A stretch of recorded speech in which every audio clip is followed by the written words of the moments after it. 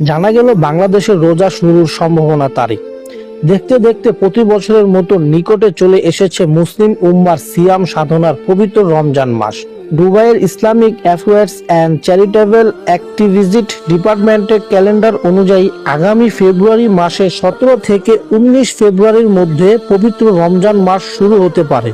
রমজান মাসের সম্ভাব্য প্রথম দিন হতে পারে ফেব্রুয়ারি মাসের 18 তারিখ। অবশ্য চাঁদ দেখার উপর তা নির্ভর করেছে।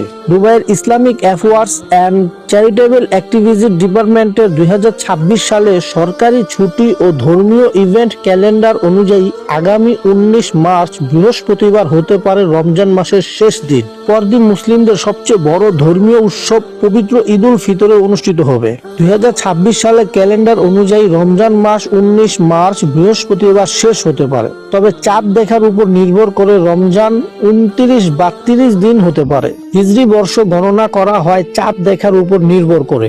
এখন চলছে রজব মাস। হিজরি মাস সাধারণত 29 অথবা 30 দিন হয়ে থাকে। এদিকে আগামী ফেব্রুয়ারি মাসে 12 তারিখে ত্রয়োদশ জাতীয় সংসদ নির্বাচন অনুষ্ঠিত হতে যাচ্ছে। নির্বাচনের কয়েকদিন পরেই শুরু হচ্ছে রোজা।